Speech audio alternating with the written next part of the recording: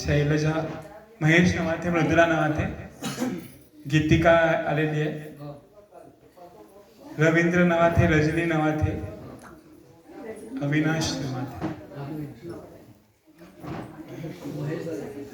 महेश काका सगळ्यांचा परिचय करून देतील आणि गीतिकाचे हजबंड पण आलेले आहे.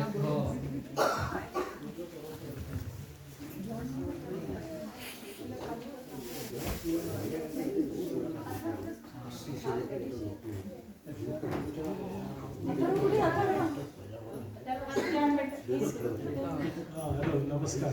जवळ जवळ थोडा जवळ. अच्छा, नाही मला असं म्हणजे बोलायची सवय नाही आणि पहिल्यांदाच मी जे काही बोलतोय. नवाथे परिवाराबद्दल सगळ्यांना सगळं माहिती आहे आणि सगळ्यात म्हणजे मुख्य गोष्ट जशी मला समजते आहे ती की जबलपूरमध्ये आमच्या वडिलांचे 3 काका होते, 4 काका, आणि आमच्या वडील किंवा आजोबा हे सगळे आणि आमचे जितके काका होते, साई काका, ते सगळे गंजीपुरामध्ये परेटकरांच्या वाड्यात राहायचे आणि ही पूर्ण कंबाईंड फॅमिली होती. हळूहळू ती काही ना काही कारणामुळे किंवा बेसिकली नोकरीमुळे तिकडून म्हणजे पसरली आणि ती मग नंतर मग दुसऱ्या गावालाही गेली, सगळं झालं. माझ्या वडिलांचं नाव रामचंद्र नवाथे. आम्ही 4 भाऊ. मोठा भाऊ सुरेश नवाथे, तो जगदलपूरला असतो.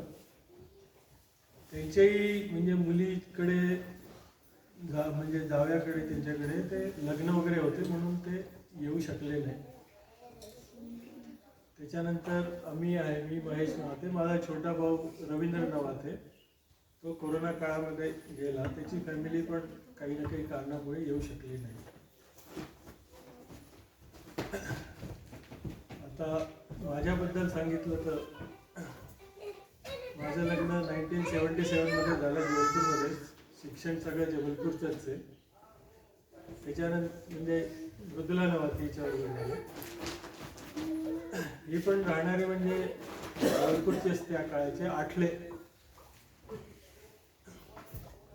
त्याच्यानंतर आम्ही म्हणजे मला एवढं माहिती आहे की आमचे दद्दा काका म्हणजे गोल बाजारामध्ये राहायचे.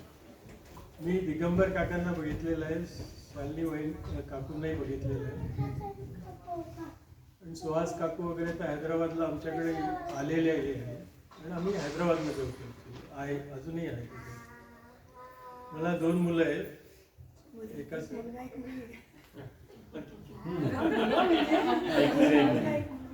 मुलं आहेत. मुलाचं नाव पियुष नवाथे. त्यांनी पण M.Tech MS MBA केलेलं आहे.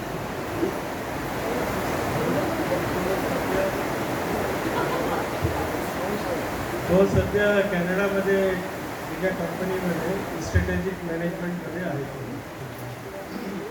तिची बायको आहे, 2 लहान मुली.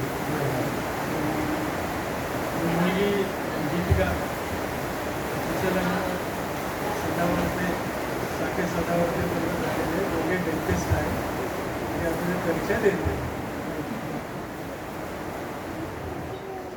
मी बाहेरून ज्योती आठले, सासरी मृदुला नवाथे.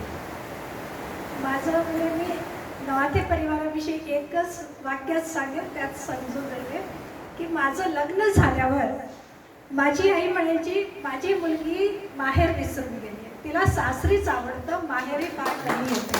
त्याच्यावरून समजा नवाथे परिवार किती चांगला आणि तिथून आम्हाला किती प्रेम मिळालं. फक्त आपल्या सासू सासऱ्यांकडून मी शालिनी काकू, सुहास काकू यांच्याकडून आणि त्यांच्या परिवाराकडून, मग राजा काका, माया काकू, बग्या काका, निर्मला काकू, मला म्हणजे त्यांचे काका लोकांची नावं नाही माहिती, बग्या काका ह्याच नावाने माहिती आहे. ह्या सर्वांनी पण मला भरपूर तुम्ही म्हणजे यायचे तर आधी राजा काकांकडे जायचे, निर्मला काकूंकडे तर रात्री आलं तर सकाळी पण त्यांच्या घरी जायचं. मी इतकं प्रेम मिळालं की आई माझी सगळ्यांना हेच म्हणायची, आमची मुलगी माहेर विसरली, तिला सासरीच आवडतं. तर याच्यावर जास्त मी अजून काय सांगू नवाथे परिवाराविषयी. आणि मी माझ्याविषयी सांगायचं तर मी DAV दयानंद अँग्लो वैदिक स्कूलमध्ये टीचर होते, तिथून रिटायर झाले. आता रिटायरमेंटनंतर मी यशोवाणी एक संस्था आहे, तिथे म्हणजे आंधळ्या लोकांसाठी लेसन्स रीडिंग करून म्हणजे रेकॉर्ड करून ते पाठवतात. त्यांच्यासाठी मी हिंदीची एक पूर्ण डिक्शनरी तयार केली आहे.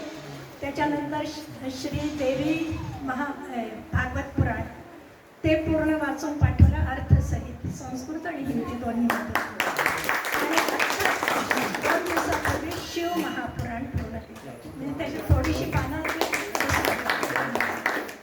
हे माझं मुख्य म्हणजे मी सांगणं इच्छित आहे की 1976 मध्ये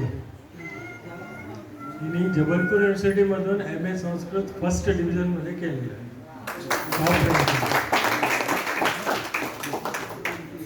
त्याच्यानंतर PhD कंटिन्यू केली होती, पण काही ना काही कारणामुळे डिस्कंटिन्यू झाली.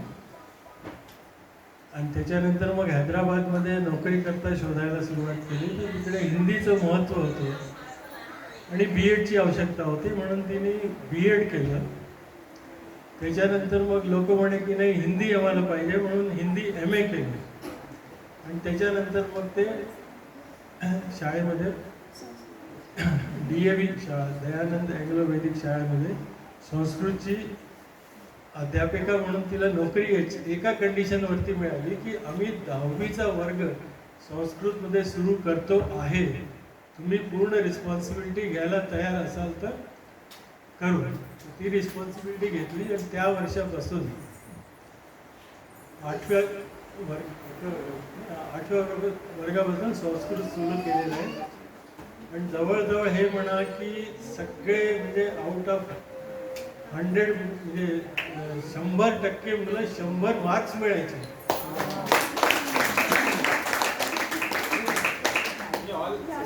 Most of the. आणि त्या शाळेचं सगळ्यात म्हणजे ते आहे उदाहरण आहे की 10वी वर्गामध्ये पूर्ण all India radio all India CBSE एक्झाममध्ये एक मुलगी फर्स्ट क्लास फर्स्ट आली होती.